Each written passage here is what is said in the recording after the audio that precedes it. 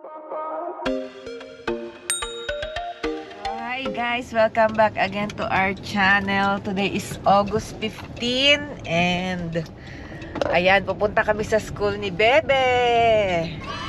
Yan, yung bunso namin si Jaden is lilipat na nga ng school. Doon na, malapit na doon sa bagong bahay. Hindi pa kami makalipat nga kasi nabanggit namin doon sa previous vlog namin na nakatira pa dun yung previous owner, pero don't worry guys, nagbabayad naman sila ng rent. Bali, per day yung bayad nila. So, okay lang din kasi kailangan rin namin magpaalam dito sa bahay namin ngayon dito sa Chape, Quebec. Yan. Sa mga nagtatanong pala kung nasan kami, dito kami sa Chape. Bali, yan yung spelling, nalagay ko dyan. Iba lang yung pronunciation kasi French. So ayun, nagpre-ready na rin naman kami. Katulad ngayon, i-enroll namin yung baby namin, high school. Ayan na. I-enroll namin siya. Iba kasi doon, kumbaga doon yata kailangan talagang pumunta. Hindi katulad yun dito. Kung hindi siya lilipat ng school, no need na pumunta, automatic na. So ayun, sama namin kayo sa school. Sana makapag-vlog. So yun nga, mabalik ako, hindi pa nga kami makakalipat. Bali, makakalipat kami mga end of August. Abangan nyo yung vlog namin, i-reveal namin kung ano man yung binilin naming bahay. Ayan, i-reveal namin, then sasama namin din kayo. Papakita rin namin sa inyo yung mga lipat bahay vlog. Ayan, yung paglilipat bahay namin. So yun, pumunta tayo nga sa school. Try kong makapag-video para makita nyo naman kung ano yung itsura ng school, magiging school ni Bebe. So malapit lang siya dun sa binila namin na binili naming bahay. Walking distance lang, kaya madali lang para sa kanya. For sure, lagi siyang late doon. Kasi lapit lang eh. So, di ba usually ganun. Kapag malapit lang yung bahay, mapatrabaho or school, yung pa yung mas madalas na lilate. Malilate ka ba doon, Bebe? Ha? Yan, sunny today. Kailangan maglinis ng windshield para makita nyo ng mas maayos.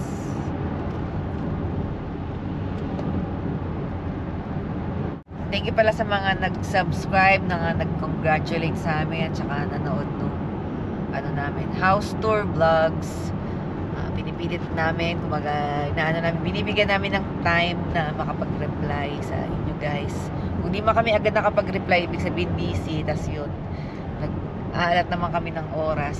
We are trying our best na makapag-reply talaga sa mga tanong nyo, sa mga comments.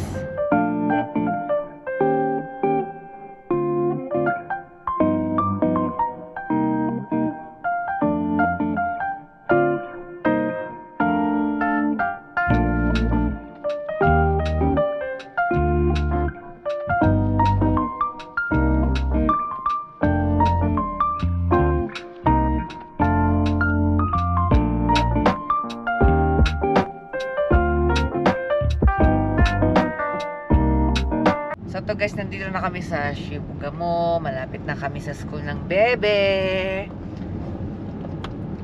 Yan na.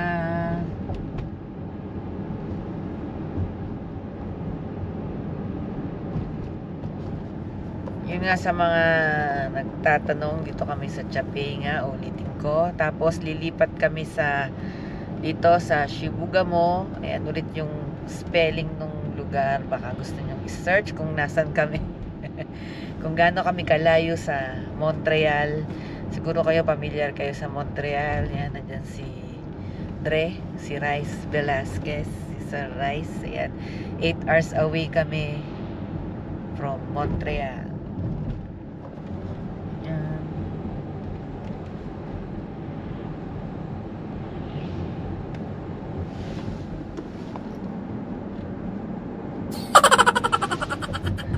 Are you excited na, Bebe? Sa high school? So, ayun, high school na nga yung aming Bebe, yung aming bunso. High school na siya, secondary 1 ang tawag nila dito. Secondary 1, 2, 3, 4, 5. Ganun sa Quebec. Kung gusto nyo malaman yung education system dito sa Quebec, lalo na yung may mga pupuntang pamilya, yung mga anak. May vlog po kami about dyan, 2 part po yun, isang part 1, isang part 2. Nalagay ko na lang yung link sa baba, or search nyo na lang yung sa aming channel.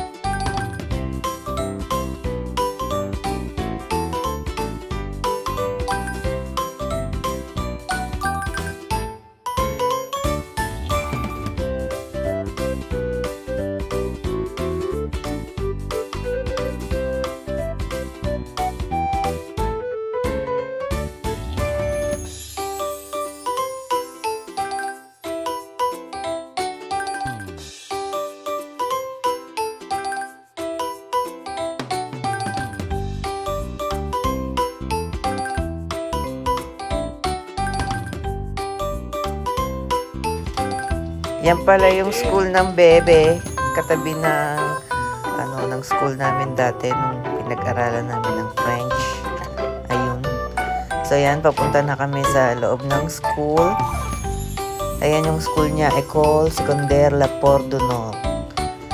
Ayan, medyo exciting yung part na yan. Syempre, first time. So yan, may picture taking para sa ID. Yan, ang cute ni Bebe. High school na siya. Kukuha na siya ng tawag ito, ng locker. James Bond.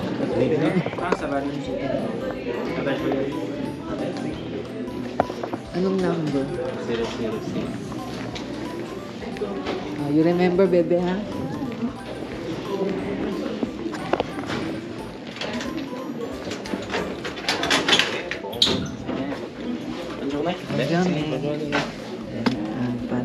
Bebe. Where's your other notebook? Oh, here.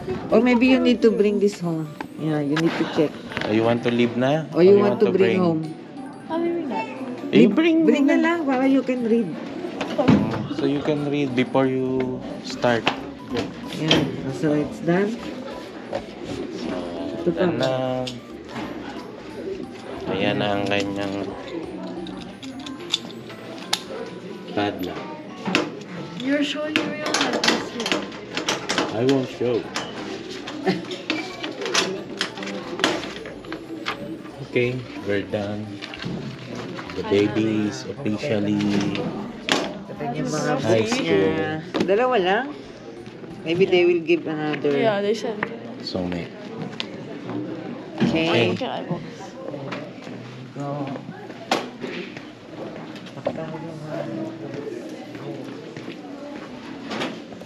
Tapos na. Bilis lang pala.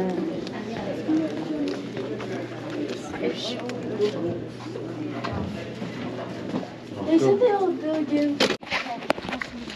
So yun guys, officially enrolled na ang aking bebe. Ayan tayong tatlo. Picture dali. May hiyain. Ayan o pa. Dali na Jayden. Kami na lang picturean mo. Dali bebe pang pang thumbnail. Dali na. Dito. Thumbnail is thumbnail. Ayan, tayong dalawa. Tayong tatlo. Ayan. Yay! That's it. Come on.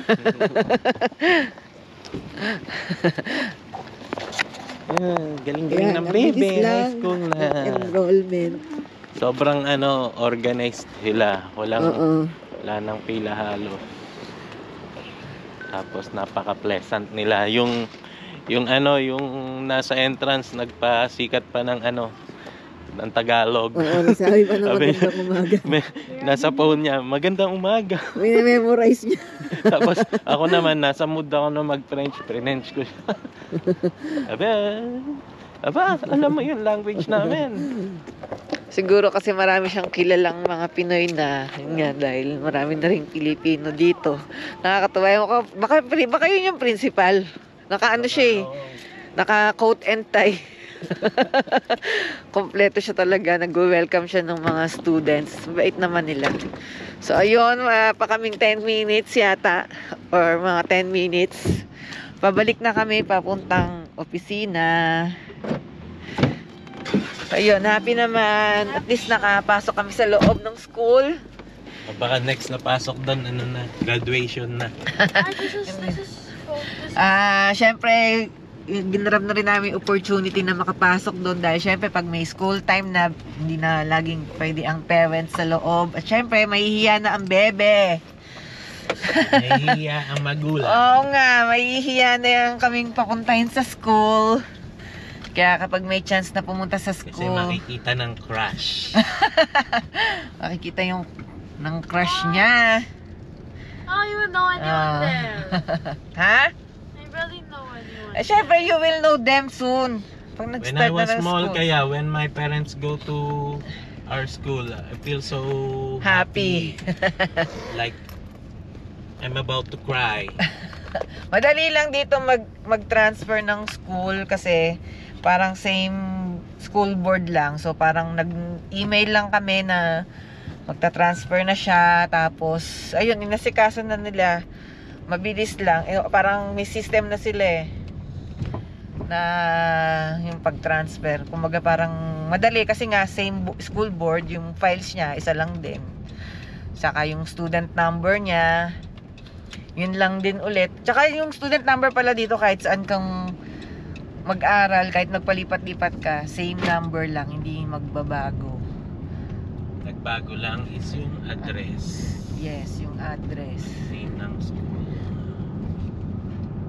So, yun guys, pauwi na kami. Salamat sa pagsama. Pasensya na sa hindi ako masyadong makapag-vlog dahil sa loob.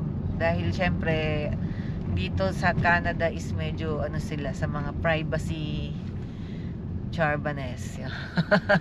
So, sige guys, uwi na muna kami.